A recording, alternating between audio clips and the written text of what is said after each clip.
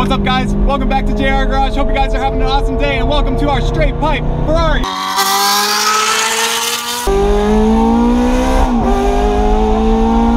Overpass. All right, that's one way to start the vlog. So guys, hope y'all are having an awesome day. We got a fun video planned for you guys today, and it's all about our broken Italian supercars. Yes, now I know you guys are saying, what do you mean you're in the F430? It seems to be working just fine. Well, we just fixed it, and we're gonna tell you what was broken on it, and then we're gonna tell you what broke on the Maserati, which we need to pick up in just a second from the dealership, and then we gotta tell you what broke on the Lamborghini.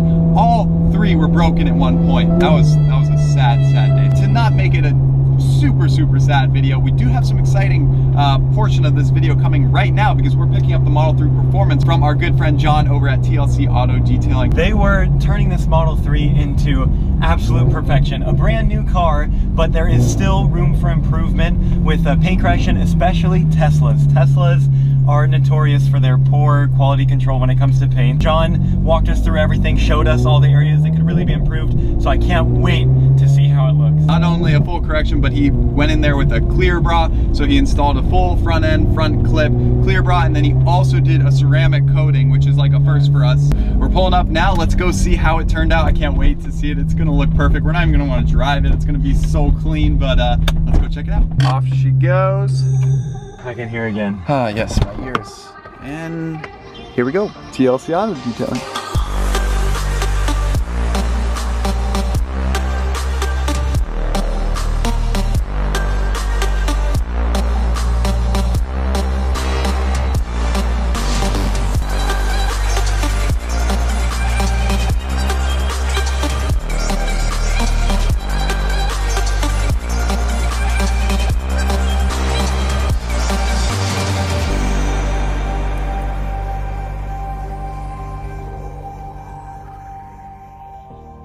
Alright guys, hope you enjoyed that cinematic edit, but now let's get talking to John and see exactly what he did to the Model 3 to make it look this good. So, how'd the procedures go? So starting on Monday, the prep process started. We started with a prep wash, mechanical and chemical decontamination. We had to get all the embedded dirt off, any road film, anything, make sure the surface is squeaky clean. After that, we started with our one-step polish. We did that from the front to the back, basically, to rid of any factory defects that we could within safe limits. Once that was all cleaned up, we did the full front-end prep, so Tesla emblem obviously removed, but we wrapped the edges everywhere we can, leading corners, headlights, both fenders, all the way into these corners, inside hood, hip there. Full front bumper, one piece. Once that was finished, we prepped the surface again, and we used our Modessa VCO4 glass coating on it. So how long can you get a coating to last? I'm sure some people are curious about that. It all depends on how it's cared for. We always tell people from the beginning, coatings reward for proper care.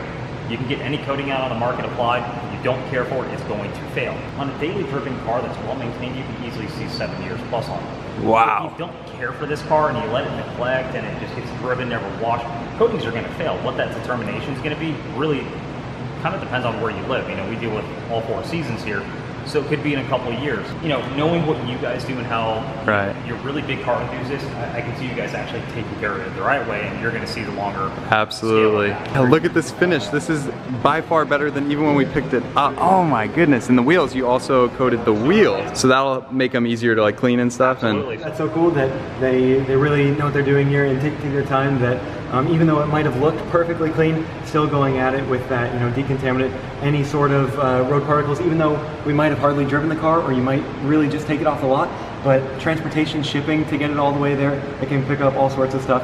So to have a perfect finish has to be done. It's so soft and smooth, my goodness. So we'll be back in a couple weeks to learn all the proper ways to maintain this car and keep it looking perfect, but we just can't wait to get driving this car. It looks amazing. So thank you, John. Thank you, TLC Auto Detail. Everything will be linked down below. Again, if you're in the DC area, let's get hopping in this car. Let's get in the Ferrari. Let's go pick up the Maserati, and then let's talk about the Lamborghini. And all right, here we go.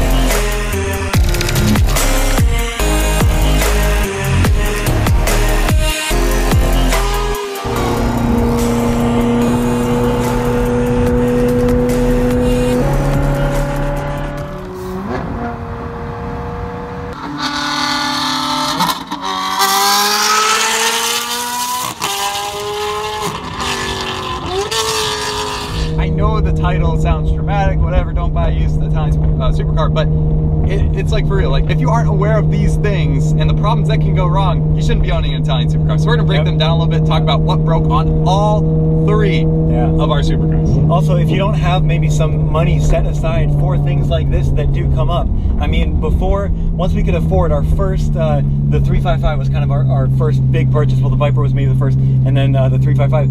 Not only did we have to save up enough to afford that car, but then save up, you know, a lot more for when things do happen. And sure enough, we were glad we did, because 5 miles after ownership, clutch went out. Because you can afford the purchase price doesn't mean you can afford to maintain it. So that's the big saying, and that is very, very true. With this car, I wish that I had some photos of the job that I did on it, but I've already completed it, and it was the left window was just kind of going crazy up and down whenever it wanted to, and couldn't figure it out. So we know that there are micro switches on both of the handles for that window tip down feature. So as soon as you start to go for some of the handles on various different cars, the window will tip down, and then you continue to open it, and you can open the door without breaking the window. But there's also a micro switch on the window regulator. So that's like the hardest one to get to. You got to take the whole door card off and everything. But we did get to it. Just solder that bad boy back together, and away we go. That one, good. That's why we're in the car now. Door works perfectly fine. Getting into stuff a little more serious. Holy cow. I guess the Maserati, let's talk about.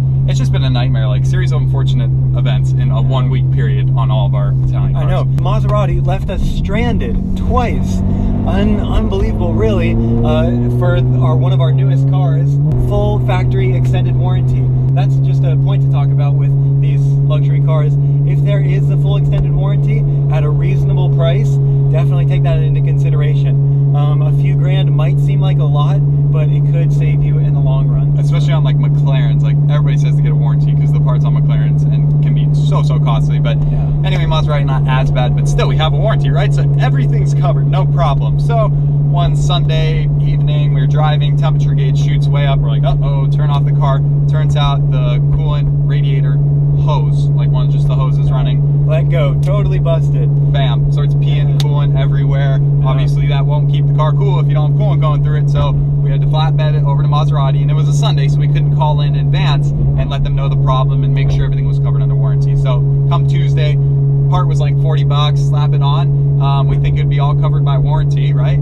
So we get there and they present us with like an $800 bill, and we're like, we have warranty, and they're like, yeah, we see you have warranty, but coolant pipes aren't covered. We're like, okay, like, can you show us where it says they're not covered or anything? Like, because that seemed a little weird. Like, I can maybe see it. They're saying it's a wear item. Really? Like, where in the owner's booklet does it say to replace the coolant hoses? Like, I could go either way, but we weren't too happy about that, given that we had to pay 800 bucks out of pocket. But also, if I knew that it was going to be $800, I wouldn't have flatbedded it there anyway, because it was a Sunday, so they weren't open.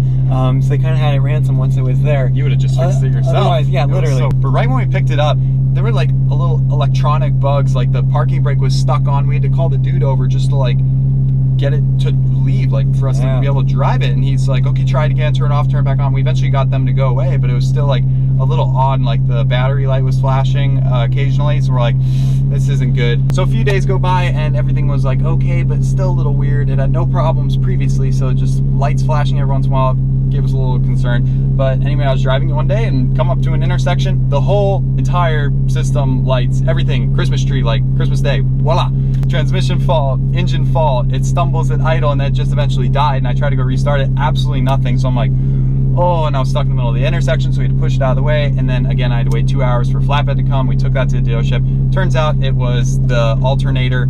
Okay, that makes sense. That explains why all these like weird electric issues were going on, and the battery wasn't holding a charge quite well. So that was that. That luckily was repaired under warranty, so that's why it's in the shop right now. We'll be picking it up tomorrow, so we'll just show it later. Anyway, as for the worst one, the Lamborghini. So that car's been pretty problem-free lately, all good to go. But once again, you were just in DC, or just outside DC. Again, left stranded, low on gas, so I go to the tank, to the gas station, fill up, and go back to restart the car, and nothing. Turns over. but doesn't fire. So they ended up finding it was the fuel pump, right? Yep. So fuel delivery issue. When it gets down to it, things really are as simple as air, spark, and fuel to make the engine go bang. So they ended up digging into the price for parts. Once again, the parts is it's been like a week now. They're delayed and just they take a while to get here. So definitely got to remember that with these Italian cars and European cars. But anywho, the total for that job will be $1,550. So fuel pumps, they go out. You know, car's got a lot of miles on it. We drive it a lot, so you got to expect that. There you guys go, another thing wrong. So that covers all the problems that we've had. Give it a few more days, there'll be more things. It's like a daily thing, you know. We just thought it was weird how everything happened in a 1 week period, so we thought we'd give you a little update video. Maybe there you guys have it, comment down below. Should we sell some of these Italian cars, get other things? And I mean, speaking of other things, as you guys know, the new car reveal, that will be coming next video. Our new supercar to replace one of our Italian cars. We're probably gonna be selling the Lamborghini eventually, free up some cash, get another toy, and you know, something new for the channel. So you guys have been guessing all day long. There's already 2,000 guesses on the last video where we hinted at it.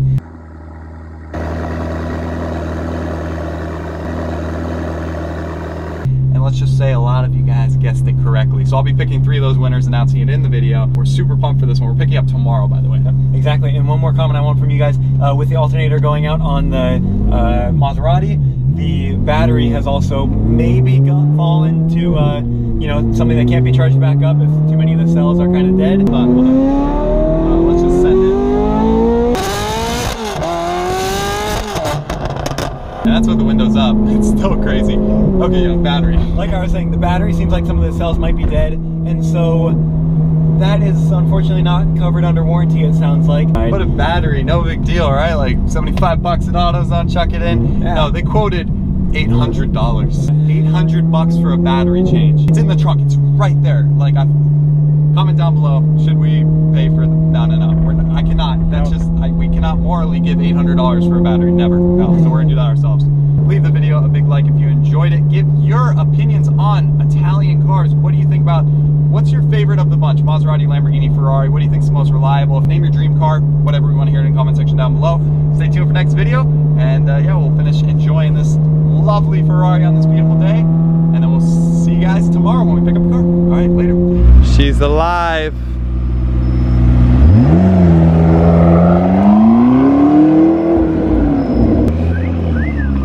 There she is, she's home. Nah.